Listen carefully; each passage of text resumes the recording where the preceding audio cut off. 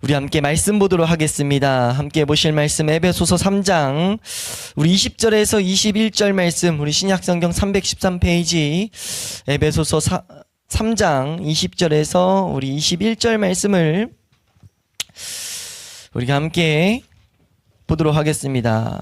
우리 함께 한 목소리로 합독하도록 하겠습니다. 함께 읽습니다. 시작. 우리 가운데서 역사하시는 능력대로 우리가 구하거나 생각하는 모든 것에 더 넘치도록 능히 하실 이에게 교회 안에서와 그리스도 예수 안에서 영광이 대대로 영원 무궁하기를 원하노라. 아멘. 아멘. 예, 우리가 오늘 이 시간을 이제 오늘 주일 오전 이 낮 예배를 주보에 기록되어 있는 대로 부활 기념 및 우리 설립, 우리 축동회복의교회 설립 2주년 감사 예배로 우리가 이제 예배를 드립니다.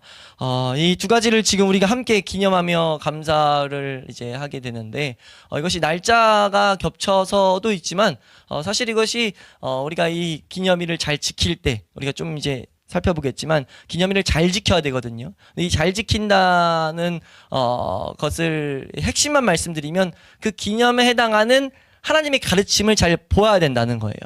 근데 그 가르침이 마침 우리가 보고 있는 에베소서 이 3장 마지막 본문에 둘 다 이 내용이 다 이렇게 들어가 있습니다. 포함이 돼 있어요. 마침 또 이 내용들이 포함이 되고 날짜도 이렇게 같이 가는 것을 보면서 우리가 같이 기념 예배를 드려도 절대 우리가 없고 유익이 있겠다라는 이제 판단하에 이게 두 가지 이 기념을 함께 하면서 감사하면서 우리가 이 예배를 드립니다. 우리가 이제 이 말씀들을 볼 텐데 말씀을 보기 앞서서 기념 예배 때마다 한 번씩 이 기념일에 대해서 그 해당 기념일에 대해서 언급을 드리는 것처럼 이 부활절에 대해서도 우리가 잠시 한번 생각하고 가면 사실 상세한 내용은 제가 이제 이것들을 다시 한번 정확히 가르쳐야 되니까 이제 말씀들을 찾아보다가 작년에 부활절에 이제 정리를 어떻게 해서 말씀을 드렸나라는 걸 살펴봤는데 너무 감사하게도 정말 부활절에 대한 좀 알아야 될 지식들 그것들을 잘 설명을 해놨더라고요. 그래서 그것들을 다시 그대로 다 하기보다는 6분부터 19분입니다. 제가 시간을 정확히 찍어왔는데 24년도 부활절 6분부터 19분에 있는 내용을 혹시 궁금하시면 좀 더 알고 싶으시면 그 내용을 보시면 이 부활절에 잘못된 점과 우리가 이것을 부활절을 어떻게 지키는 것에 대해서 이제 좀 이제 언급을 해놨습니다. 근데 이걸 핵심적인 것 그 부분에 있어서 또 꼭 보지 않더라도 핵심적인 것은 이 시간 잠시 한번 우리가 다루고 갈 텐데 이 부활절이라는 것은 사실 우리가 종교 개혁 당시에 종교가 개혁됐잖아요. 우리가 1500년대에 올바로 더욱더 하나님을 섬기자. 하나님의 은혜 가운데 일어난 일이죠. 잘못된 이 교회가 타락해가지고 하나님 말씀하신 대로 찾지 않고 예배드리지 않는 그 비극적인 상황 속에서 하나님의 은혜 가운데 이제 올바른다는 것은 성경대로 하나님 가르치신 대로 이제 신앙생활 하나님을 찾고자 하는 사람들이 일어났습니다. 몇몇 그런 중요한 그 종교개혁의 그 인도자들을 통해 가지고 하나님께서 종교개혁을 이제 이 기독교를 개혁하셨는데 그 당시에 어떤 일이 있었냐면 여러 가지 일 중에 하나가 모든 기념 절기들이 다 이렇게 폐쇄됐어요. 철폐됐어요. 다 없앴습니다. 그 중에 없어진 것 중에 하나가 이 부활절이에요. 부활절을 되게 성대하게 지키다가 이 말씀대로 걸어가는 자들로 하여금 이 부활절을 지키지 않게 만들었어요. 그럼 우리가 생각할 것은 왜 안 지키냐에 대해서 좀 알아야 될 필요가 있다는 거죠. 왜 안 지켰냐 했을 때 사실 부활절 자체보다는 그 부활절 앞서서 일어나는 그 연관되어 있는 날들 때문입니다. 우리 교회는 그런 것들을 이제 흔적을 찾아볼 수 없었지만 사실 조금만 더 관심을 갖고 봐도 바로 앞에 있는 이 주간을 고난주간이라고 부르고 좀 더 심한 데는 성금요일을 지키고 그 앞에 좀 더 심한 데는 재수일을 지켜요. 우리 제가 군대 있을 때는 그런 걸 해봤는데 재수일 혹시 지켜보신 분 계신가요? 재수일. 그러니까 이 고난주간에 있는 수요일을 재수일이라 해서 죄들을 더 덮어 써서 이렇게 더욱더 보고자 하는 수요일로 지켜요. 그래서 죄를 더 부각시키기 위한 의식 같은데 실제 제가 감리교 목사님이 군대 있을 때 이제 담임으로 부임하고 계셨어가지고 죄수를 한번 지켰었는데 죄를 만들어가지고 이제 여기다 십자가를 그립니다. 이렇게 해서 가지고 더욱더 이제 그 고난에 동참하고자 하는 행위를 해요. 근데 아무튼 그런 것들, 그리고 또 그 앞에 종려주의라고 하고, 또 하나는 이제 부활절로부터 40일을 땡겨서 사순절이라 가지고 그 모든 것들을 통해서 그리스도의 고난에 동참하고자 합니다. 네. 근데 이런 것들 때문에 부활절까지 다 철폐시켜 버렸었어요. 왜냐면요. 왜냐면 지금 이것이 교회 안에 대단한 비극적인 모습을 낳았기 때문이에요. 어떤 비극을 낳았냐라고 했을 때, 이 방금 설명드린 이 모든 것들이 사실 핵심적인 것은 뭐냐면 거룩을 위해서 하는 거거든요. 거룩이고, 또 하나는 그리스도의 고난에 동참하자는 겁니다. 이 슬로건들이 얼마나 좋아요? 교회 안에 반드시 필요한 내용이에요. 그리스도의 고난에 동참하고 거룩해져야 되는 것. 이건 사실 교회의 지향점입니다. 우리가 계속 바라보고 있는 내용이잖아요. 교회는 거룩해져야 돼요. 날로 날로 흠이 없고 거룩해 하시게 하는 것이 하나님의 계획이고 작정이라고 이 에베소서에서 말하고 있기 때문에 당연히 그게 방향이 돼야 된다고요. 그리고 그 일을 위해서는 당연히 그리스도의 고난에 동참해야 됩니다. 이것까지는 우리가 당연히 동의하는 바인데, 문제는 이걸 절기들로 만들어서 이걸 지킴으로써 어떤 비극이 발생됐냐면, 표면적인 이유로는 뭐가 발생됐냐, 이걸 거룩을 위해서 뭐 하냐면 오락을 더욱더 참고, 우리 보면은 뭐 미디어 금식이다, 뭐 실제 금식이다 하면서 죄를 더욱더 안 지려고 노력해요. 모습은 너무 좋을지 모르는데 표면적으로 이게 우리가 생각해 봤을 때, 이거는, 이 원리는, 죄를 안 짓게 되는 원리는 온전히 하나님의 능력 안에서 그리스도와 연합될 때만이 주어지는 일입니다. 그러니까 예수 그리스도가 아니고서는, 하나님이 주신 이 능력이 아니고서는 거룩해질 수가 없고 죄와 싸울 수가 없어요. 근데 이걸 실제로 싸우라고 하다 보니까, 주간을 정해놓고 교회가 다 절기로 지키니까 어떤 비극이 발생되냐면, 교회 안에서 아직 그 능력을 제대로 찾고 있지 못한 자들, 그리고 그것을 제대로 알지 못하는 자들이 같이 그 절기를 동참한다고요. 그러면서 실제 그때 죄들을 멀리하라고 막 시스템적인 걸 만들다 보니까 표면적으로 어떤 비극이 발생되냐면, 그 앞뒤로 더 죄들이 막 비약적으로 풍성하게 일어나는 일이 발생됐습니다. 그러니까 이걸 참으려다 보니까 한 주간은 이제 내가 술도 안 해야 되고 오락도 안 해야 되고 뭐도 안 해야 되고 뭐도 안 해야 돼. 그러니까 그 전에 다 해놓고, 그리고 그 뒤에 끝나고 막 몰아서 하는 거예요.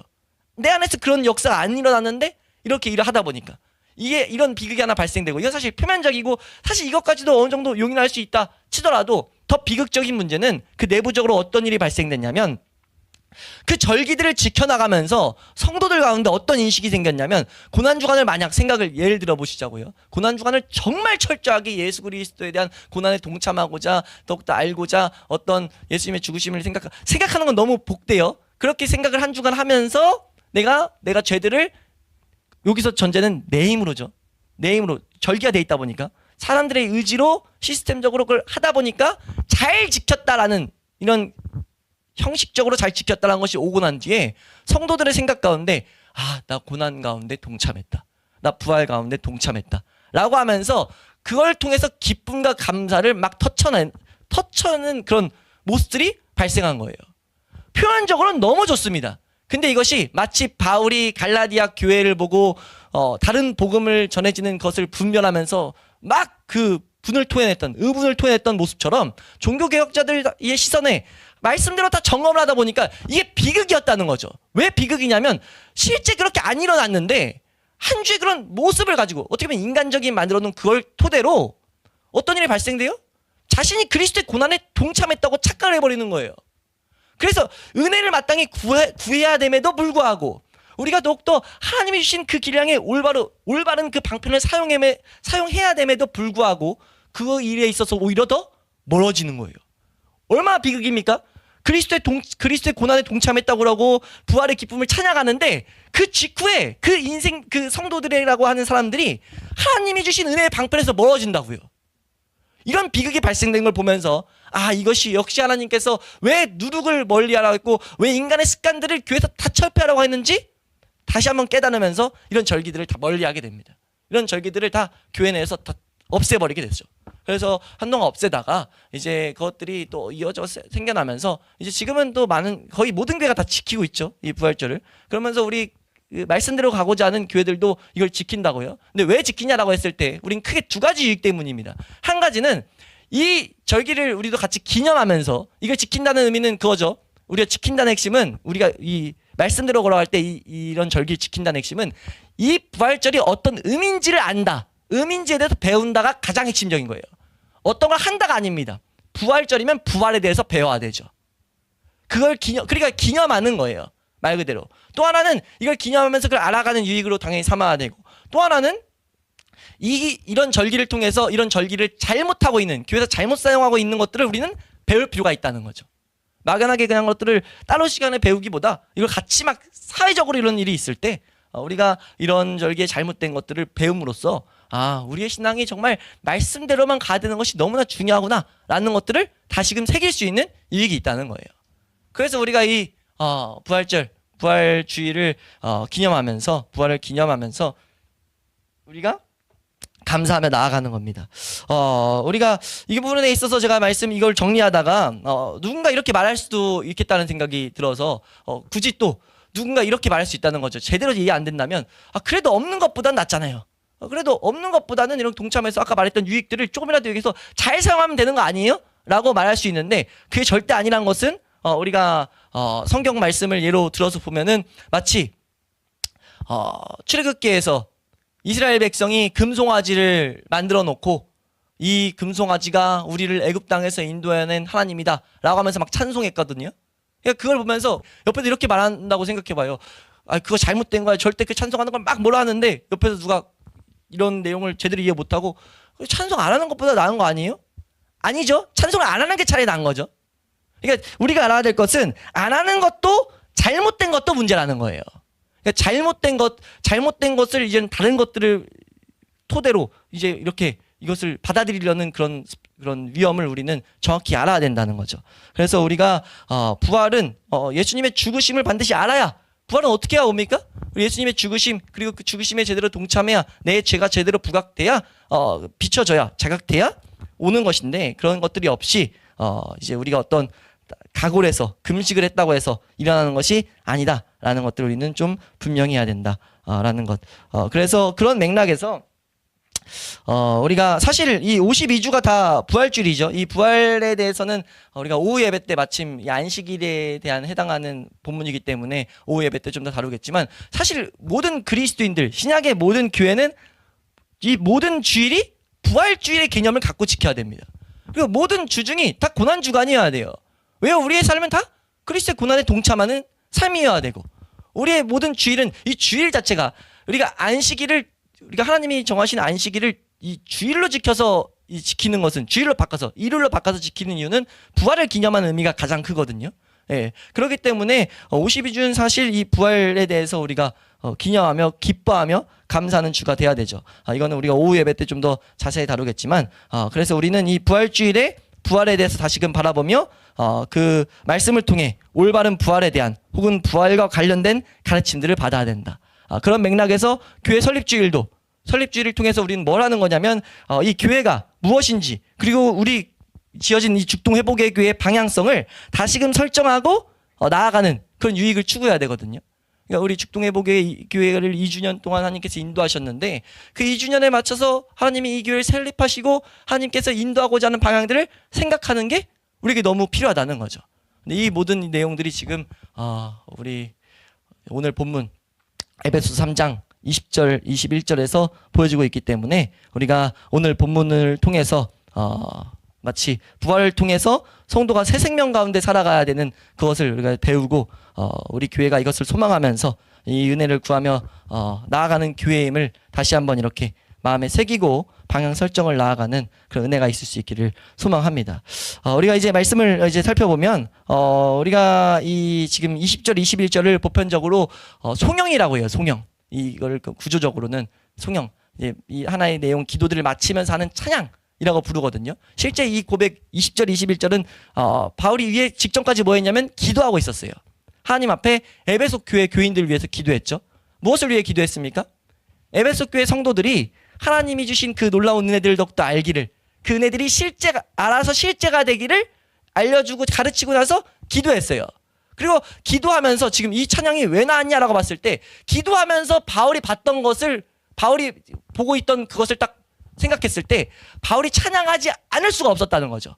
그래서 왜 그를 찬양하게 됐냐라고 했을 때 바울이 가르치고 기도했던 내용, 그것은 에베소 교회 성도들이 하나님을 제대로 알고 하나님의 능력으로 그 알게 된 것이 실제 하나님 아는 지식이 막 성도들에게 얼마나 부유하게 하고 하나님의 능력을 알게 하고 변화시키게 하는지, 그런 놀라운 성도의 삶, 다른 말로 부활의 삶, 그것들을 생각을 막 했단 말이에요. 근데 바울 안에 있는 믿음이 이것이 너무 실제가 되게 한 거예요. 지금 이해되세요? 바울이 막 기도하고 가르쳤는데 이걸 기도하다 보니까 지금 이 말씀에도 나오지만 이건 정말 하나님의 능력으로만 되는 거고, 그리고 그 능력이 지금도 너무 역사하고 있는 것이 막 보이는 거예요. 보이니까 지금 바울이 지금 하나님 앞에, 와, 하나님 그 능력 너무나 놀랐습니다. 그 하나님 앞에 모든 영광만 있길 바랍니다 라면서 이제 찬송하는 거거든요. 예, 우리가 이 바울의 찬양을 더욱더 살펴보면서 우리가 하나님께 더욱더 영광 돌리는, 오늘 제목 자체가 그래서 이렇게 정했습니다. 한번 따라해 볼까요? 하나님께 영광 돌리는 교회. 하나님께 영광 돌리는 교회. 오늘 이 바울의 찬양을 잘 살펴보면 우리도 이 하나님께 영광 돌리는 교회로 살아가게 되는 은혜, 그 은혜의 핵심을 제대로 발견할 수 있게 됩니다. 우리가 그것을 잘 발견함으로써, 그 다른 말로 하면 그게 부활의 삶이거든요. 예수 그리스도의 죽으심과 연합한 자는 부활과도 연합해서 새 생명 가운데 살게 된다라는 그 가르침이 로마서 6장에 나오는데, 그 새 생명 가운데 살아가게 되는 그 삶의 핵심은 하나님께 영광 돌리는 삶이라고요. 예, 그 삶에 대해서 우리가 더욱더 그 핵심이, 영광 돌리며 살아가는 그 핵심이 새겨질 수 있기를 소망합니다. 우리 20절 말씀 한번 보시면요, 오늘 20절 말씀 함께 읽도록 하겠습니다. 20절 시작.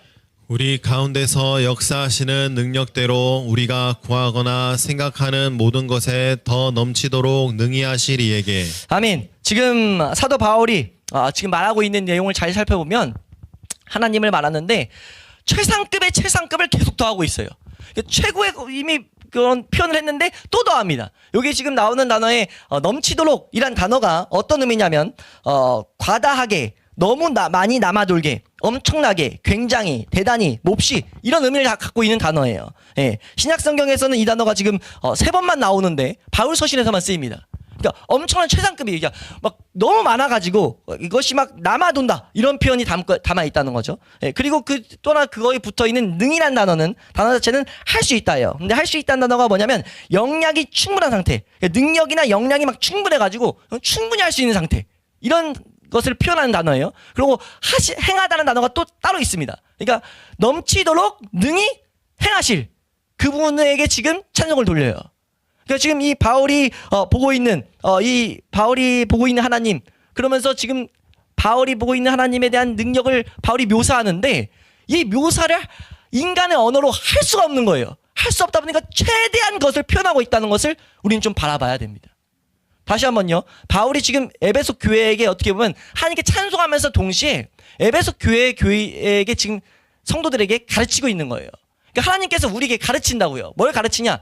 바울이 봤던 하나님의 능력을 우리 교회들은 바라봐야 된다는 거죠. 한번 따라할까요? 교회는 하나님의 능력을 알아야 된다. 이건 알면 알수록 인간의 언어로 설명할 수 없는, 어떻게 보면 그런 강력한 능력이라는 것을 우리는 알아야 된다는 거죠. 왜요? 그 능력은 우리 가운데서 역사하는 거거든요. 우리 가운데 역사하는 그 능력을 지금 바울이 바라봤더니 너무나 지금 찬송이 그냥 터져 나왔다는 거예요. 이건 사실 바울이 먼저 경험한 거죠. 바울은 어떤 사람이었습니까? 이 교회라는 존재를, 교회라는 이 공동체, 교회라는 성도를 핍박하는 자들이었어요. 이해가 안 돼가지고 죽이는데 앞장섰던 자였단 말이에요. 예, 그런 핍박자였고, 그런 예수 그리스도를 박해하는, 모독하는 그런 바리새인 중에 바리새인이었던 바울 자신이 변화됐습니다. 변화되어가지고 뭐 했죠? 하나님의 은혜에 동참한 자가, 하나님의 그 놀라운 계획에 동참한 자, 이방인의 사도로 부름받은 자가 됐어요. 그걸 보면 볼수록, 앞에서도 우리가 잠깐 언급했지만, 사도 바울이 그렇게 된 것은, 자신이 그렇게 변화된 것은 하나님의 능력이라고밖에 설명할 수 없고, 그 능력인 게 바울 자신에게 너무 보였다는 거죠. 너무 뚜렷이 보인 거예요. 너무 뚜렷이 보여서 볼 때마다 바울은 찬양하지 않을 수가 없었다는 거죠. 근데 거기서 그치지 않고 그 바울을 통해서 사용하셔서 전파하게 하셔서 그 바울의 이 전파를 통해, 전도를 통해서 에베소 교회 성도들이 뭐 하게 됐습니까? 죽은 자리에서 살아난 자리로 바뀌게 됐어요. 그걸 2장에서 말했잖아요. 2장 1절에서 3절 말씀 보면 뭐라고 말했냐면 우리 한번 이미 깨우쳤던 그 내용들 한번 보시면요. 우리 이거 한번 읽어보겠습니다. 2장 1절에서 3절 말씀. 바울에게 일어났던 능력이 똑같이 에베소 교회 교인들에게 일어났다라는 것. 우리 1장에서 3절입니다. 시작. 그는 허물과 죄로 죽었던 너희를 살리셨도다. 그때 너희는 그 가운데서 행하여 이 세상 풍조를 따르고 공중의 권세 잡은 자를 따랐으니 곧 지금 불순종의 아들들 가운데서 역사하는 영이라. 전에는 우리도 다 그 가운데서 우리 육체의 욕심을 따라 지내며 육체와 마음에 원하는 것을 하여 다른 이들과 같이 본질상 진노의 자녀이었더니. 그 희망도 없는 자들이었다는 거죠. 희망도 없고 소망도 없는, 영적으로 죽어가지고 아무것도 볼 수 없는 상태였는데 그런 사람들이 어떻게 됐습니까? 11절 12절 말씀 한번 읽어보겠습니다. 11절 12절 좀 더 설명하죠. 11절 12절 함께 읽습니다. 시작. 그러므로 생각하라. 너희는 그때 육체로는 이방인이요 손으로 육체에 행한 할례를 받은 무리라 칭하는 자들로부터 할례를 받지 않은 무리라 칭함을 받는 자들이라. 그때 너희는 그리스도 밖에 있었고 이스라엘 나라 밖의 사람이라. 약속의 언약들에 대하여는 외인이요 세상에서 소망이 없고 하나님도 없는 자이더니. 아멘. 그런 자였는데 이 에베소 교회 성도들이 어떻게 됐습니까? 그리스도로 말미암아 그리스도인이 되었고 하나님의 상속을 받는 그 상속자가 되었고 하나님의 후사가 됐다는 거예요. 이것이 도대체 어떻게 됐는가라고 했을 때 하나님의 능력밖에 설명할 수 없다는 거죠. 하나님의 능력으로 된 것을 우린 분명히 바라봐야 된다는 거예요. 그러니까 성도라는 것은 그리스도의 교회, 예수 그리스도의 지체들이죠. 예, 이 일이 일어났다는 것은 하나님의 그 능력으로 인해서 일어났다는 것을 우리는 분명히 알아야 된다는 거예요. 인간으로는 그 복음을 믿을 수 있는, 인간에게는 복음을 믿을 수 있는 능력이 없다는 것을 우리 항상 올바로 바라봐야 됩니다. 사람에게는 하나님 앞에 나아갈 수 있는 힘이 없다는 거죠. 근데 하나님의 능력이 우리에게 임하고 그 능력이 우리 가운데 역사함으로 말미암아 우리가 더욱더 그 구원에서 시작돼서 계속해서 자라가는 일이 일어날 수 있다는 거예요. 우리가 그것을 분명히 바라봐야 될 줄로 믿습니다. 예, 그것을 지금 사도 바울은 바라보면서 하나님을 찬양하지 않을 수가 없었다라는 것을 우리는 생각해야 됩니다. 우리가 이거 생각하면서 우리가 좀 더 우리에게 적용하면 우리 성도는 그럼 뭐 하는 존재냐? 성도는 이 능력을 힘입어 살아가는 존재입니다. 이 능력을 가지고 살아가야 돼요. 우리가 우리 가운데 있는 연약과 비참에도 불구하고 계속 나아갈 수 있는 이유는 이 능력 때문이에요. 이 능력 외에는 부활의 삶을 살아갈 수 있는 어떠한 능력과 힘이 나타날 수가 없고 공급될 수가 없다는 것을 우리는 분명하게 인식해야 됩니다.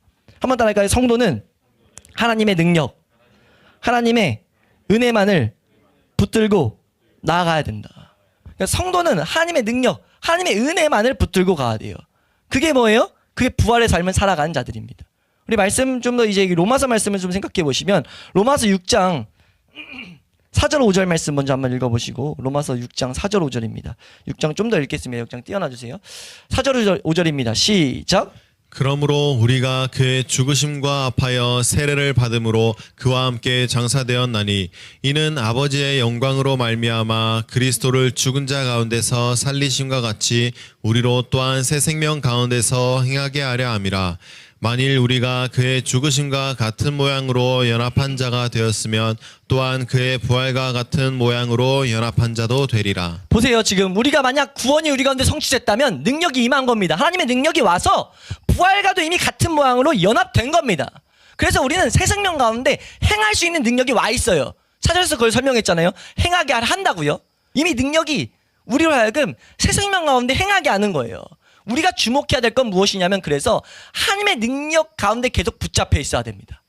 하나님의 능력 가운데 붙잡혀 있어야 된다는 것. 그 의미를 정확히 알아야 된다는 거죠. 그 의미를 그래서 여기서 바울이 계속 설명해요. 하나님의 능력에 붙잡히지 않고자 하는 게 내 죄의 육체의 소욕이죠. 근데 하나님의 은혜 가운데 우리가 붙잡히면 계속 우린 자라갑니다. 그래서 우리 13절 말씀 보시면요. 13절에 이런 가르침을 바울이 주죠. 우리 13절입니다. 시작. 또한 너희 지체를 불의의 무기로 죄에게 내주지 말고 오직 너희 자신을 죽은 자 가운데서 다시 살아난 자 같이 하나님께 드리며 너희 지체를 의의 무기로 하나님께 드리라. 우리를 하나님의 의의 무기로서 하나님께 드려야 된다는 거예요. 우리가 하나님께 드리는 그 방법이 무엇입니까? 그걸 14절에 설명해요. 14절 말씀 한번 읽어보시면 시작. 죄가 너희를 주장하지 못하리니 이는 너희가 법 아래에 있지 아니하고 은혜 아래에 있음이라. 우리가 우리 지체를 내어드린다는 게 지금 뭐라고 설명하냐면 너희가 지금 죄가 너희를 주장했었는데 그렇지 않을 수 있다. 뭐냐? 왜냐? 은혜 아래에 있기 때문에. 너희는 이미 은혜 가운데 있기 때문에. 뭐라고 하는 거죠? 은혜를 계속 누리며 은혜를 추구하며 은혜로만 살아가라는 거예요. 그래서 지금 계속 그러면서 설명하는데 우리 19절에서 22절 말씀 다 읽어보시면 좋은데 19절에서 22절 말씀 우리 보시면 19절에서 22절 말씀입니다. 함께 읽습니다. 시작. 너희 육신이 연약함으로 내가 사람의 예대로 말하노니 전에 너희가 너희 지체를 부정과 불법에 내주어 불법에 이른 것 같이 이제는 너희 지체를 의에게 종으로 내주어 거룩함에 이르라. 지금 뭐라고 말하죠? 너희 지체를 의에게 종으로 내주라는 거예요. 바울의 말을 좀 더 풀어서 설명하면요. 우리가 은혜의 종되라는 거죠. 은혜의 원리에 매여야 된다는 겁니다. 이 표현을 잘 보세요. 우리가 이렇게 생각하는 경우가 있거든요. 하나님의 은혜가 다 있다면서요. 그래 다 해주세요. 이러니까 우리가 이걸 교리적으로 말하면 하이퍼 칼민주의잖아요. 은혜가 돼 있으니까 은혜로 다 된다 이런 거거든요. 성경은 그렇게 말하고 있지 않습니다. 뭐라고 말하냐면 은혜가 공급되는 원리가 있다는 거예요. 그러니까 지금 하나님의 능력이 계속해서 발휘되는 역사되는 지점이 있다는 겁니다. 그러니까 우리는요. 우리의 삶을 의에게 종으로 내줘야 돼요. 우리를 은혜의 종으로 내줘야 됩니다. 그걸 복으로 아는 자들이 그리스도인이죠. 하나님의 은혜에 사로잡히는 것이 얼마나 복인지 아는 게 그리스도인이라고요. 그래서 우리는 날로 의에게 종으로 내주어서 하나님의 그 의의 열매가 무엇이냐면 영생입니다. 이게 하나님과의 교제, 하나님을 향해 계속 나아가는 그 놀라운 은혜, 그 은혜를 사모하며 걸어가는 거예요. 계속해서 한번 20절부터 21절 읽어보시면 22절까지 읽어보시면 시작. 너희가 죄의 종이 되었을 때에는 의에 대하여 자유로웠으나 너희가 그때 무슨 열매를 얻었느냐? 이제는 너희가 그 일을 부끄러워하나니 이는 그 마지막이 사망임이라. 그러나 이제는 너희가 죄로부터 해방되고 하나님께 종이 되어 거룩함에 이르는 열매를 맺었으니 그 마지막은 영생이니라. 지금 이 내용이 지금 시작점이 뭐였습니까? 예수님의 죽으심과 부활이에요. 예수님이 부활하신 이유가 뭡니까? 우리로 하여금 성도로 하여금 영생의 열매를 계속 맺게 하기 위함입니다. 그럼 그 열매를 어떻게 하면 맺습니까? 라고 했을 때 하나님의 의의 종이 돼야 된다. 하나님께 종이 돼야 된다. 라고 계속 가르친다는 거죠.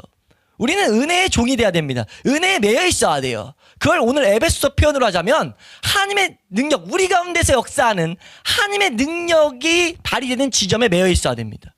우린 그걸 놓치지 않으며 살아갈 때 어떻게 되는가라고 했을 때 우린 그분을 찬양하지 않을 수가 없게 된다는 거죠. 바울처럼 하나님의 능력을 바라보면 그 능력이 발휘되는 걸 보면 찬양하지 않을 수 없다는 거예요. 우리가 이 세상, 죄악 가득한 세상에도 불구하고 우리의 연약에도 불구하고 교회가 교회로서 살아갈 수 있는 이유가 언제 교회는 교회로서 살아갈 수 있습니까? 하나님의 능력에 계속 영향을 받을 때예요. 우리 말씀 몇 군데 보시면요. 우리가 그러니까 하나님의 능력을 더욱 계속 사모해야 되는데 하나님의 능력이 우리로 하여금 타락으로부터 구할 수 있다라고 노래하는 것이 유다서예요. 유다서의 핵심 중에 하나는요. 하나님의 능력이 우리를 지키신답니다.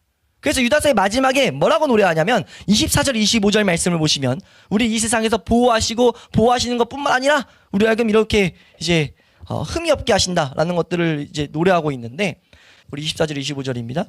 함께 읽습니다. 시작. 능히 너희를 보호하사 거침이 없게 하시고 너희로 그 영광 앞에 흠이 없이 기쁨으로 서게 하시리 곧 우리 구주 홀로 하나이신 하나님께 우리 주 예수 그리스도로 말미암아 영광과 위엄과 권력과 권세가 영원 전부터 이제와 영원토록 있을지어다. 아멘. 아멘. 그분이 우리를 지금 보호하시고 흠이 없게 하시는, 보호하사 거침이 없게 하시고 그 영광 앞에 흠이 없게 기쁨으로 서게 하신다는 거죠. 누가요? 하나님께서. 우리 말씀도 보시면요. 우리 에베소서 사실 거기서 에베소서에서도 계속 말했는데 이건 제가 읽어드릴게요. 그의 힘의 위력으로, 하나님의 힘의 위력으로 역사하심에 따라 믿는 우리에게 베푸신 능력의 지극히 크심이 어떠한 것을 너희로 알게 하시기를 구하노라. 바울은 계속 구했어요. 이미 계속 구했습니다. 하나님의 지극히 크신 그 능력을 알아야 된다는 거죠. 왜요? 그 능력이 우리로 하여금 이렇게 만들기 때문에. 우리 말씀 하나 두 군데만 더 보시면 베드로전서 1장 5절 말씀. 하나님의 능력이 우리 가운데 계속 이런 것들을 가져다 준다. 우리로 하여금 구원에 이르게 한다. 베드로전서 1장 5절입니다. 함께 읽습니다. 시작. 너희는 말세에 나타내기로 예비하신 구원을 얻기 위하여 믿음으로 말미암아 하나님의 능력으로 보호하심을 받았느니라. 하나님의 능력으로 보호하심을 받았다. 우리 디모데후서 1장 8절 말씀입니다. 디모데후서 마지막으로 하나만 더 읽으시면 디모데후서 1장 8절입니다. 시작. 그러므로 너는 내가 우리 주를 증언함과 또는 주를 위하여 갇힌 자 된 나를 부끄러워하지 말고 오직 하나님의 능력을 따라 복음과 함께 고난을 받으라. 아멘. 하나님의 능력은 뭐 한다는 거예요? 우리를 하여금 환난을 견디게 한다는 거죠. 하나님의 능력을 따라 복음과 함께 고난을 받아라 라고 한 것은 그 능력이 우리로 하여금 환난을 견디게 한다는 거예요. 그러니까 성도는 무엇이냐라고 했을 때, 부활의 삶을 살아간 자들은 무엇이냐라고 했을 때 하나님의 능력을 계속 힘입는 자들입니다. 하나님의 능력을 가지고 살아가는 자들이죠. 바울은 여기서 찬양하지만 찬양이 우리에게 교훈이 돼요. 왜냐하면 찬양은 정확한 것을 찬양하거든요. 지금 뭐라고 하냐면 우리 가운데서 역사하는 그 최상급의 최상급을 표현해서 능히 넘치도록 하시리예요. 근데 뭘 하시냐라고 했을 때 이걸 주목하는 건 뭡니까? 하나님의 능력이 발휘되는 지점이죠. 우리가 그래 성도가 추구해야 될 지점입니다. 근데 뭐예요 그것이? 뭐라고 말하냐면 오늘 20절 말씀에 지금 바울이 고백하는 것, 우리가 구하거나 생각하는 모든 것이라고 말하고 있습니다. 여기서 구하거나 생각하는 모든 것, 이거를 모든 것이라 했으니까 지금 우리가 뭐 생각하는 모든 것 그 가운데 능력이 임한다. 아니에요. 지금 이거는 정확하게 한정돼 있습니다. 그러니까 내가 산 사과의 모든 것 이렇게 하는 것처럼 울타리가 쳐져 있다고요. 그 울타리는 뭡니까? 3장에서 내내 바울이 말했던 그리스도의 비밀, 계속 바울이 말했던, 지금 바울이 기도했던 그리스도의 그 복음이 경험되게 하는 그 은혜들, 지금 이 3장 1, 2, 3장에서 말했던 바울이 이 가르쳤던 내용들, 이 생각하다는 단어는요 신약 성경에 13번밖에 안 쓰인 단어예요. 단어 자체가 알다, 지각하다, 인식하다, 깨닫다라는 단어입니다. 그래서 그 깨닫게 된 것들을 생각하는 거예요. 내가 생각하는 모든 게 아니라요, 뭔가 깨닫는 것, 인식하게 된 것. 뭘 인식합니까? 비밀을 인식하게 된 거죠. 그러니까 그 구하는 건 뭘 구하는 겁니까? 바울이 앞에서 계속 구했던 거, 그런 것들 알게 해달라, 은혜 알게 해달라, 우리가 계속 기도해야 될 그 내용, 우리가 하나님께서 구하라고 하신 그 내용, 그때 뭐 한다는 겁니까? 그걸 구하면서 그걸 깨닫는 그곳에 하나님의 능력은 한이 없이 역사되고 있다는 거예요. 그 역사를 받게 되는, 그것을 누리는 자들이 부활의 삶을 살아가는 자들입니다. 부활에 연합되어 있는 사람들이에요. 그냥 성도가 다 부활에 연합돼서 살아가는 것이 아니라 부활에 합당한 삶을 살아가는 것은요, 지금 이 은혜를 계속 힘입는 자들입니다. 우리는 이 은혜에 이곳에 종대인 자들이 돼야 된다는 거예요. 그래서 사장에 계속 그 내용을 말해요. 그걸 아는 사람들은 어떻게 행하게 되며, 그걸 위해서 중간중간 계속 그리스도 아는 지식에서 너희 자라가야 된다, 계속 가르친다는 거죠. 그러니까 이것을 만약 교회가 딱 받게 됐어요. 받게 됐으면 그 교회가 하나님의 영광을 안 나타내겠습니까? 지금 바울의 지금 이 찬양이 대단히 논리적이거든요. 이 하나님의 능력을 교회가 받았어요. 그래서 교회가 그 능력을 나타내요.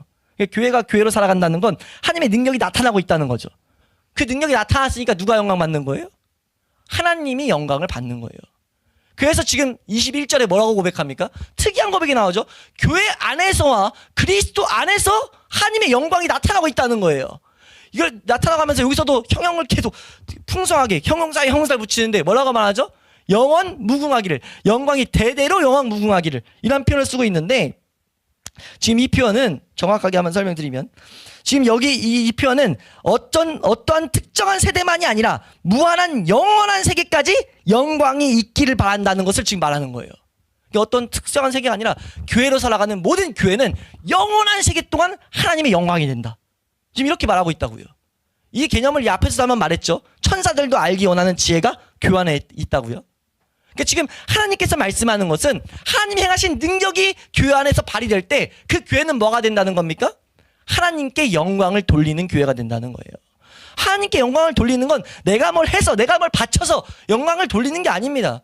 그러니까 이렇게 교회 안에 대단히 오해하는 게 있죠. 우리도 말씀 붙여놨지만 우리 고린도전서 10장 31절, 그런즉 먹든지 마시든지 무엇을 하든지 다 하나님의 영광을 위해서 하라 라고 했더니, 우리가 어떤 것들을 드림으로써 뭘 함으로써 하나님께 영광을 돌릴 수 있다는 착각을 하고 있는데요, 교회가 하나님께 영광되는 오직 유일한 장소는요, 우리가 하나님의 능력을 경험할 때예요.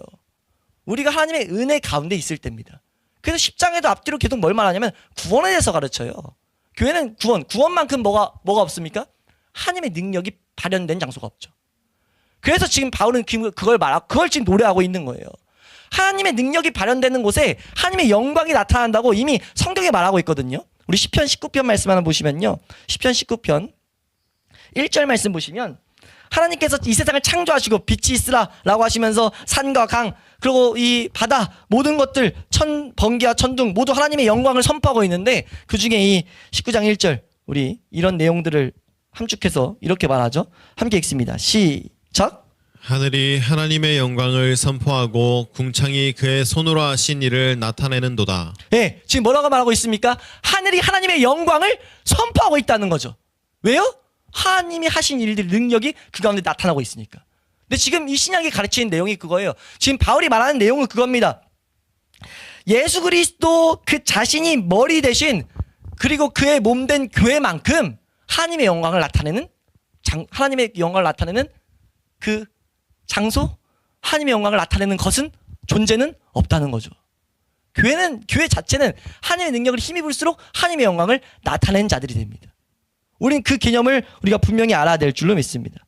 그러니까 저와 우리 여러분 같은 우리 사람들, 그러니까 죄에 빠져서 잃어버린 자가 되었고 죽었던 자들이 그리스도의 몸이 지체가 되었다는 것, 이것만큼 하나님이 영광 받으시는 놀라운 능력이 담겨 있는 일이 없다는 거죠. 그것이 지금 사도 바울이 그에게 교회 안에서와 그리스도 예수 안에서 영광이 있길 바라노라 라고 말하는 이유입니다.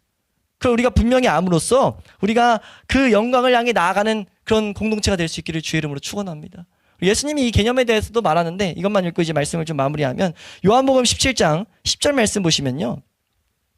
예수님께서 십자가에 달리기 전에 하나님께 기도하는 내용이죠. 그 기도의 내용에 요한복음 17장 10절 말씀 보시면 이렇게 고백합니다. 함께 읽습니다. 시작. 내 것은 다 아버지의 것이요 아버지의 것은 내 것이온데 내가 그들로 말미암아 영광을 받았나이다. 예수님께서 기도하는데 내가 지금 그들로 말미암아 예수 그리스도를 영접한 자들로 말미암아 영광을 받았다는 거죠. 이런 표현들이 다 지금 설명드린 이 개념을 담고 있다는 거예요. 우리가 그것을 잘 마음 가운데 새겨놓음으로써 우리가 이 부활절에 맞아서 우리 교회 설립 주년을 맞아서 우리 하나님께서 이 죽동회복의 교회를 세우신 이유는 무엇입니까? 하나님을 찾는 자들로 하여금 하나님의 영광을 나타내는 자들이 되기를 바란다는 거예요. 하나님의 영광을 나타내는 자들이 어떻게 하면 될 수 있습니까? 다른 것이 아니라 우리가 부활의 삶을 살아가야 된다는 거죠. 그럼 부활의 삶은 무엇이냐? 계속 우리 파고들어야 될 필요가 있다는 거예요. 그럼 그것은 무엇이냐라고 했을 때 우리가 계속해서 에베소서 말씀을 통해서 봤던 하나님이 하신 일들과 하나님이 우리 가운데서 역사하는 그 능력을 우리는 경험하는 자들이 돼야 된다는 거죠. 바울이 했던 것처럼 우리 가운데 역사되고 있는 하나님의 능력을 보는 자들이 돼야 됩니다. 그 능력은 어디서 역사된다고요? 하나님이 알게 하신 것, 하나님이 구하게 하신 것들을 구하는 자들에게, 하나님이 알라고 하신 것들을 찾고 구하는, 알기를 막 구하고 있는 자들에게 하나님 그 지식들을 뭐 하는 거예요? 깨닫게 하시는 거예요. 깨닫게 하시는 데 있어서 능이 넘치도록 하신다는 거죠. 하나님의 능력은 다른 데서 넘치고 있는 게 아닙니다. 이 세상 자체를 만유를 붙잡고 계시지만 교회 안에서 역사하실 때, 성도들에게 역사하실 때 다른 능력을 하나님은 바라고 다른 것들을 바라고 계신 게 아니에요. 하나님이 말씀하시잖아요. 너희는 먼저 그의 나라와 그의 의를 구하라. 그 의미가 무엇입니까? 하나님의 것들을 찾으라는 거예요. 네? 우리는 자꾸 다른 것들, 이 세상 것들을 구하지만 그거 우리가 구할 거 아니라는 거죠. 이 모든 것들을 하나님이 채워주실 수 있는 거라는 거예요. 우리가 구해야 될 것은 무엇입니까? 예수 그리스도를 아는 지식, 하나님을 아는 지식, 하나님 말씀을 읽을 수 있는 은혜와 하나님의 은혜를 통하여서 더욱더 하나님의 계명을 지킬 수 있는 은혜, 그런 것들을 우리가 계속 구하며 나아갈 때 그것들을 더욱더 하나님이 주시는데 능히 넘치도록 하신다는 거죠. 그리고 그 능력을 우리가 보게 됐을 때 우리도 어떻게 될 수밖에 없습니까? 바울처럼 하나님을 찬양하지 않을 수가 없다는 겁니다. 이때 우리 존재는요, 그 성도는요, 하나님께 영광 돌리는 존재가 됩니다. 그리고 그 존재는 한 시점뿐만 아니라 천국에서까지 계속해서 기념되는 영광이 될 거예요. 천사들도 바라보고 도대체 이것이 어떤 하나님의 놀라운 능력이 담긴 것인가, 하나님을 찬양하는 그런 역사들이, 모습들이 된다는 거죠.